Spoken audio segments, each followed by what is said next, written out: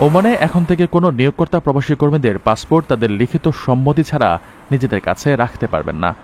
দেশটির general federation of Oman workers নতুন শ্রম আইনের অধীনে কর্মীদের এ আইনি অধিকার সম্পর্কে একটি সচেতনতামূলক বার্তা জারি করেছে। ফেডারেশন স্পষ্ট করে জানিয়েছে, এই নিয়ম লঙ্ঘনকারী নিয়োগকর্তাকে আইনি জবাবদিহিতার মুখোমুখি হতে হবে।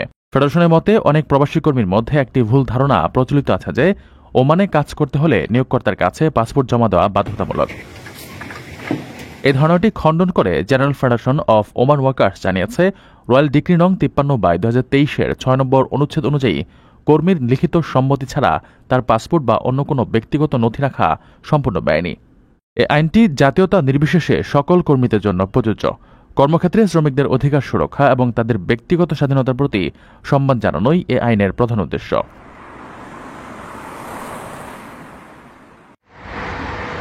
ওমানের সরকারি পরিষেবা খাতে 641টি নতুন স্থায়ী চাকুরির ঘোষণা দেওয়া হয়েছে।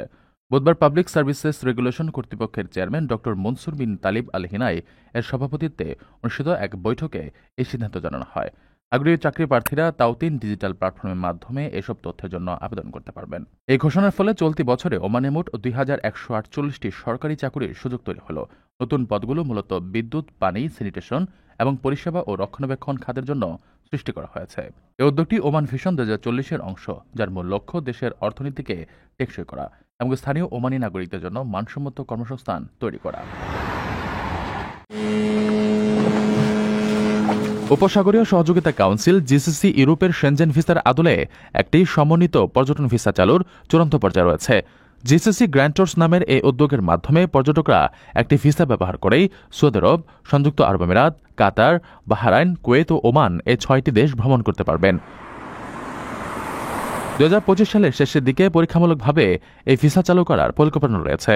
জিসিসি মহাসচিব জসিম আল বুদাই জানিয়েছেন, ভিসাটি বর্তমানে অনুমোদনের শেষ ধাপে রয়েছে এবং শিগগিরই একটি ডিজিটাল প্ল্যাটফর্মের মাধ্যমে এর আবেদন প্রক্রিয়া শুরু হবে।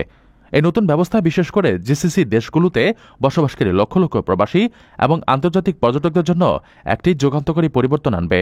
এর ফলে বারবার ভিসার আবেদন করা ঝামেলা এবং অতিরিক্ত খরচ অনেকটাই কমে যাবে।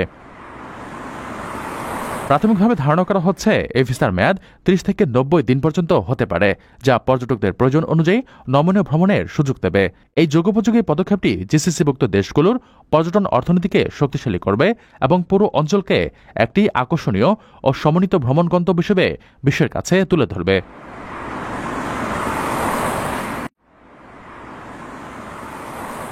মালয়েশিয়ায় কর্মরত বাংলাদেশি শ্রমিকদের জন্য বিদ্যমান সামাজিক সুরক্ষা নীতিমালা ও বিভিন্ন সুযোগ সুবিধা সম্পর্কে সচেতনতা বাড়াতে কুয়ালালামপুরে একটি কর্মশালা অনুষ্ঠিত হয়েছে। গত 21 সেপ্টেম্বর বাংলাদেশ হাই কমিশন এবং মালয়েশিয়ার সামাজিক নিরাপত্তা সংস্থা পারকিসকো যৌথভাবে এই আয়োজন করে। সহজে কাজ করুন, নিশ্চিন্তে থাকুন পারকিসকোর সঙ্গে, এই স্লোগানকে সামনে রেখে আয়োজিত কর্মশালায় দুই দেশের সরকারি কর্মকর্তা, পারকিসকোর প্রতিনিধি ও প্রবাসী শ্রমিকরা অংশ নেন।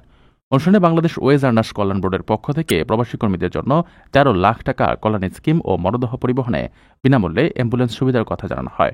অন্যদিকে পারকিসকোর পক্ষ থেকে কর্মক্ষেত্রে দুর্ঘটনাজনিত সহায়তা, চিকিৎসা সুবিধা, বিভিন্ন সামাজিক নিরাপত্তা কর্মসূচির বিস্তারিত তুলে ধরা হয়। কর্মশালার অংশগ্রহণকারী শ্রমিকরা এ ধরনের আয়োজনকে স্বাগত জানিয়ে বলেন, এটি তাদের অধিকার সম্পর্কে সচেতন করেছে। তবে বিশেষজ্ঞরা মনে করছেন, তথ্যের অভাব এবং প্রক্রিয়াগত জটিলতার কারণে অনেক শ্রমিক এখনও সুরক্ষার বাইরে রয়েছেন।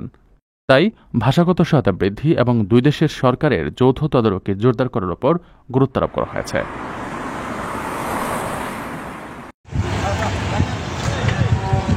বাংলাদেশিদের জন্য কঠিন হয়ে উঠছে বিভিন্ন দেশের ভিসা পাওয়া। ভ্রমণ, কাজ বা পড়াশোনার জন্য আবেদন করে অনেকেই প্রত্যাখ্যাত হচ্ছেন, জানিয়ে সামাজিক যোগাযোগ মাধ্যমে হতাশা বাড়ছে। গত 2-2.5 বছর ধরে সিঙ্গাপুর, মালয়েশিয়া, থাইল্যান্ড, সংযুক্ত আরব আমিরাত, তুরস্ক এবং ইউরোপ ও মধ্যপ্রাচ্যের বিভিন্ন দেশে বাংলাদেশিদের ভিসা প্রাপ্তি উল্লেখযোগ্যভাবে কমে গেছে। ট্রাভেল এজেন্সি ব্যবসায়ীরা বলছেন, ভুয়া কাগজপত্র, ভিসার মেয়াদ শেষে অবৈধভাবে অবস্থান এবং ভ্রমণ ভিসার গিয়ে অন্য দেশে বাড়ি জমানোর মতো কারণে অনেক দেশ ভিসা দেওয়ার পরিমাণ কমিয়ে দিয়েছে। Association of travel agency of বাংলাদেশের সভাপতির মতে, দেশের অভ্যন্তরীণ রাজনৈতিক ও অর্থনৈতিক পরিস্থিতিও এর জন্য দায়ী। সম্প্রতি ভারতের ভিসা বন্ধ থাকা ইউরোপের দেশগুলোতেও ভিসা জটিল হয়েছে, কারণ অনেক ইউরোপীয় দেশের দূতাবাস দিল্লিতে অবস্থিত। এছাড়া সংযুক্ত আরব আমিরাত, মালয়েশিয়া, ইতালি, বাহরাইন ও ওমানের মতো দেশগুলো বাংলাদেশি কর্মীদের জন্য ভিসা বন্ধ বা সীমিত করেছে। এর ফলে শিক্ষার্থী, কর্মী এবং পর্যটকদের পাশাপাশি এজেন্সি ব্যবসায়ীরাও বড় ধরনের ভোগান্তির শিকার হচ্ছেন।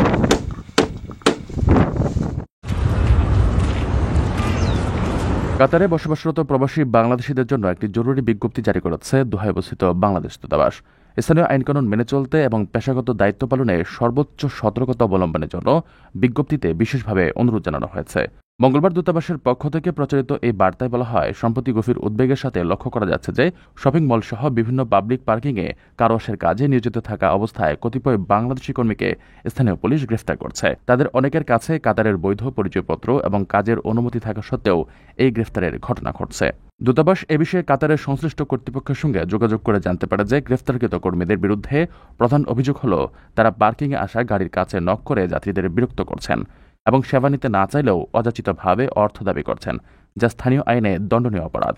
এই পরিস্থিতিতে যেকোনো ধরনের আইনি জটিলতা এড়াতে এবং বিদেশের মাটিতে দেশের ভাবমূর্তি অক্ষুণ্ণ রাখতে কার ওয়াশিং কোম্পানি ও এ কাজে সংশ্লিষ্ট সকল প্রবাসী বাংলাদেশিকে এ ধরনের আচরণ থেকে কঠোরভাবে বিরত থাকার জন্য অনুরোধ করা হয়েছে।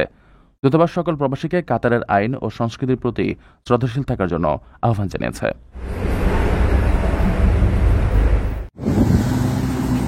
কুয়েতের আল আহলি ব্যাংকে প্রায় 274 কোটি টাকা সমমূল্যের এক বিশাল ঋণ জালিয়াতির ঘটনা ঘটেছে।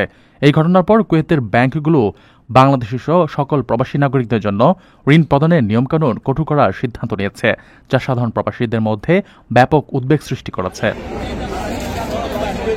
মূলত ভারতীয় নাগরিকদের দ্বারা এই জালিয়াতির ঘটনা ঘটলেও এর প্রভাবে প্রবাসী সব কমিউনিটির মধ্যেই উদ্বেগ ছড়িয়েছে। জানা গেছে 8 শতাধিক ভারতীয় ব্যক্তি মোটা অঙ্কের ঋণ নিয়ে পরিশোধ না করে কুয়েত ছেড়ে যুক্তরাষ্ট্র ও যুক্তরাজ্যের মতো দেশে পালিয়ে গেছেন। ভারতের কেরালা রাজ্যে এই ঘটনার তদন্ত চলছে। এই কড়াকড়ির ফলে ভবিষ্যতে সৎভাবে কর্মরত প্রবাসীদের, বিশেষ করে যাদের জরুরি প্রয়োজনে ঋণ দরকার, তাদের ভোগান্তি বাড়তে পারে বলে আশঙ্কা করা হচ্ছে। ব্যাংক কর্তৃপক্ষ জানিয়েছে তারা জালিয়াতদের বিরুদ্ধে আইনি ব্যবস্থা নিচ্ছে। আপনার স্বপ্নগুলো আকাশ ছুবে প্রবাসীর হেলিকপ্টারের মাধ্যমে। বিয়ে, জন্মদিন অথবা যে কোনো বিশেষ প্রয়োজনে হেলিকপ্টার ভাড়া করতে যোগাযোগ করুন স্ক্রিনে দেয়া নাম্বারে। প্রবাসীর হেলিকপ্টার, নিরাপদ ও সাশ্রয়ী বাহনের বিশ্বস্ত নাম।